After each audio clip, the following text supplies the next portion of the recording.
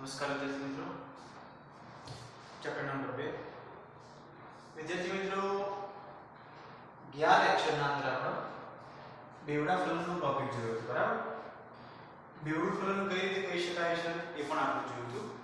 એના અંદર આપણે વિદ્યાર્થી મિત્રો વાત કરી હતી તો જે બે નરજન્યુ ઉત્પન્ન થતા હોય છે એ બંને નરજન્યુ એ તંતુઘટક પેશી દ્વારા અંદર જઈ સહાયક કોષોના માધ્યમ દ્વારા પહેલો નરજન્યુ એ અંડકોષ સાથે જોડાઈ ફલન કરી ફલિતાંડ એટલે કે યુગ્મનનું નિર્માણ કરે છે, જ્યારે બીજો નરજન્યુ એ અંદર જઈ વચોવચ જે દ્વિતીય કોષ કેન્દ્ર સ્વરૂપ એના સાથે જોડાઈ ત્રિકીય રચના બનાવે છે, બરાબર?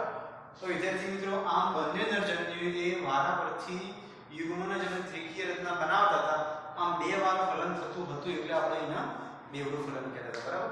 તો વિદ્યાર્થી મિત્રો આપણે એ વખત વાત કરી હતી કે જે ત્રિકીય રચના બનતી હતી એટલે કે પ્રાથમિક ભ્રૂણ કોષ બનતો હતો એમાંથી છેલ્લો ભ્રૂણ કોષ બને છે, બરાબર? ફરીથી કહું છું, પ્રાથમિક ભ્રૂણ કોષ બને એમાં છેલ્લો ભ્રૂણ કોષ બને છે, જે યુગ્મન જ હતું 2n એમાંથી બનશે ભ્રૂણ. ફરીથી પ્રાથમિક ભ્રૂણ કોષ એમાંથી બનશે ભ્રૂણ કોષ, જે યુગ્મન જ હતું 2n એમાંથી બનશે ભ્રૂણ. તો વિદ્યાર્થી મિત્રો આપણે અહીં જે પણ રચના જોઈએ છે, બરાબર, એ આપણે દ્વારા સમજી લઈએ. તો વિદ્યાર્થી મિત્રો અહીંયા આપણે આકૃતિ જોઈએ તો જો ખાલી આ બધું સમજવા પૂરતું. તો ચલો એ આપણે એક મકાઈના બીજની રચના છે, બરાબર? તો મકાઈના બીજના અંદર આ વચોવચ જે બને છે એ છે ભ્રૂણ, બરાબર?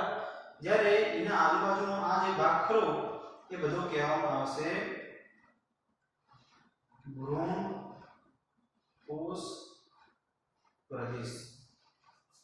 તો આપણે વાત કરી કે જ્યારે બેવડા ફલનના અંદર એક નરજન્યુ અંદર આવી અંડકોષ સાથે જોડાઈ ફલન કરી જ્યારે ફલિતાંડ બનાવે છે, તો જ્યારે ફલિતાંડ બને છે લાંબા સમય સાંજ રૂપાંતર પામશે તો ભ્રૂણમાં.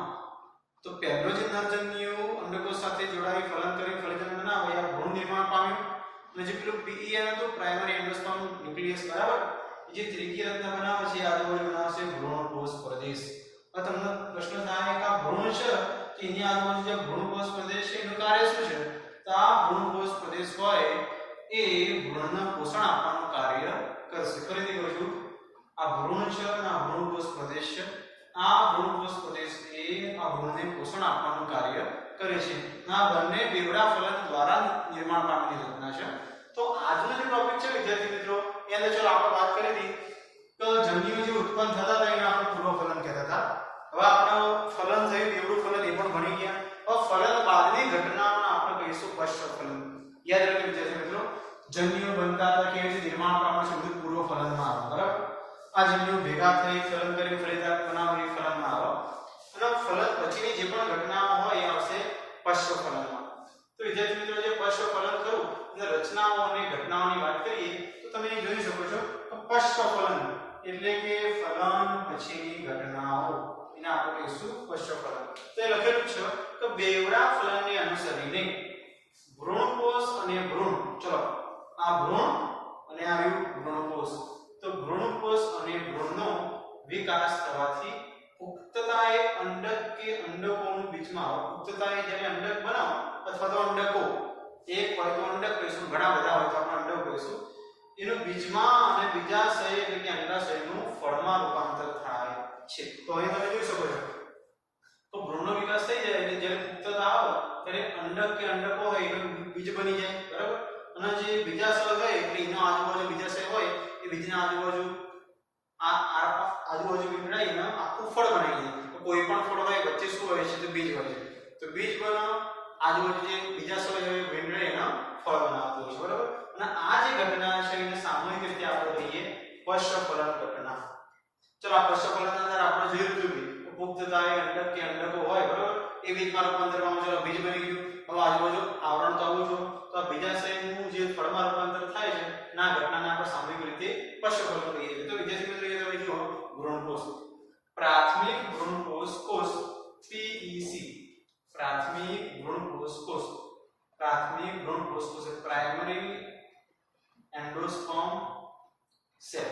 તો અહીં તમે જોઈ શકો છો વિદ્યાર્થી મિત્રો વારંવાર વિભાજન પામી ત્રિકીય ભ્રૂણ કોષ પેશીનું નિર્માણ કરે અને આ પેશીના કોષો સંચિત ખોરાકથી સમૃદ્ધ હોય તો આ જે ભ્રૂણકોષ હોય એ વારંવાર વિભાજન પામશે. વારંવાર વિભાજન પામવાના પરિણામે ત્રિકીય ભ્રૂણકોષ અથવા ત્રિકીય તો છે જ, પણ આ જે ભ્રૂણકોષ પ્રદેશ પર વારંવાર વિભાજન પામી વધુ મોટો બનશે અને એ પણ સંચિત ખોરાકથી શું થયેલો છે કે સંચિત ખોરાકથી ભરેલો છે.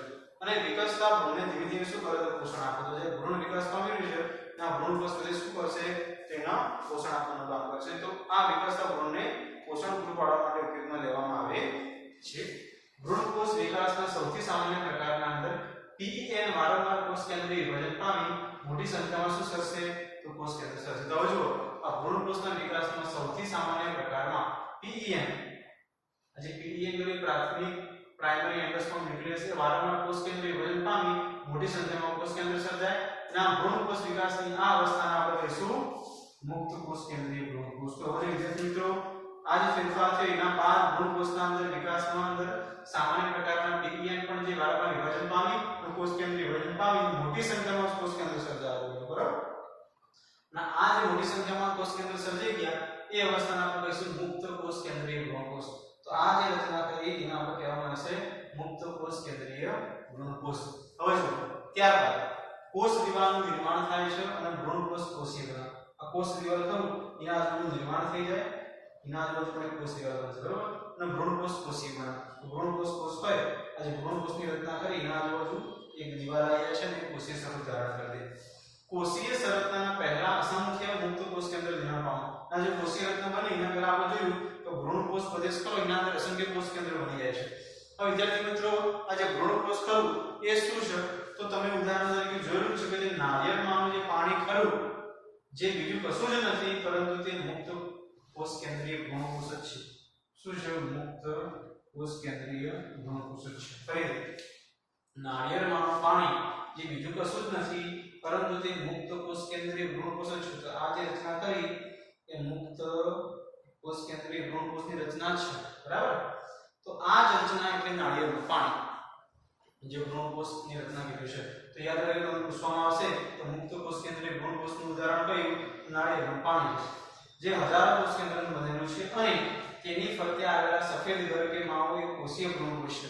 તો વિદ્યાર્થી મિત્રો આપણે વાત કરી તો જે પ્રવાહી ખરું જે નાળિયેરનું પાણી ખરું બરાબર એ નાળિયેરનું પાણી એ રચના એટલે મુક્ત કોષ કેન્દ્રીય ભ્રૂણકોષ જે વચ્ચેના ભાગે આવ્યું. પણ આજુબાજુ જે વ્હાઇટ કલરનો ઘર ખો જે માવો ખો બરાબર એ ઘર કે જે માવો ખરો એના આપણે કહીશું કોષીય ભ્રૂણકોષ. વિદ્યાર્થી મિત્રો ખાસ યાદ રાખજો એમસીક્યુ પૂછાઈ શકે કે જે નાળિયેરના અંદર આજુબાજુ સફેદ ઘર કે માવો હોય એ રચનાને શું કહીશું તો કોષીય ભ્રૂણકોષ. એના વચ્ચે રહેલું જે પાણી હોય એને શું કહેવાય તો મુક્ત કોષ કેન્દ્રીય ભ્રૂણકોષ કહેવામાં આવે. તો વિદ્યાર્થી મિત્રો આ પશ્ચફલનની ઘટનાની ફરીથી એકવાર કહ્યું વિદ્યાર્થી મિત્રો પશ્ચફલનની ઘટના એટલે ફલનના બાદની ઘટના. આપણે પૂર્વ ફલનના અંદર જોયું તો કઈ રીતે જન્યુનું નિર્માણ થાય નરજન્યુ માદાજન્યુ પુષ્પ હોય તો પુંકેસર સ્ત્રીકેસરના અંદર જેવો પુંકેસરના નદી પરાગાશયમાંથી જે પરાગરજ ઉત્પન્ન થતી હતી એને આપણે નરજન્યુ કહેતા હતા. બરાબર. ત્યારે સ્ત્રીકેસરના અંડાશય કે અંડકના અંદર જે અંડકોષ આવેલો હોય એ માદાજન્યુમાં આવશે. તો એ જન્યુ બનવા એ પૂર્વ ફલનની ઘટના છે. બંને જન્યુ જોડાવા એ ફલનની ઘટના કારણ કે બંને જન્યુ જોડાય તો ફલન થઈ એને ફલિતાંડ મળે. બરાબર. પરંતુ એના પછી આ બધી સામૂહિક ઘટનાઓ છે જેના અંદર છેલ્લો અંડક કે અંડકો બીજમાં અને બીજાશયનું ફળમાં રૂપાંતર થાય છે અને આ ઘટનાને સામૂહિક રીતે આપણે કહીશું પશ્ચફલન ઘટનાઓ. તો વિદ્યાર્થી મિત્રો આ પશ્ચફલન ઘટનાઓની રચનાઓની ઘટનાઓની વાત કરી. હજુ આના અંદર પણ કેટલાક ઉદાહરણો છે એના સાથેના જે પછીના ટોપિકની ચર્ચા કરી એ આપણે આના પછીના કન્ટિન્યુ નેક્સ્ટ લેક્ચરના અંદર કરવાના છે. વિદ્યાર્થી મિત્રો આપણે આ ટોપિકના અંદર આટલા સુધી રાખીએ.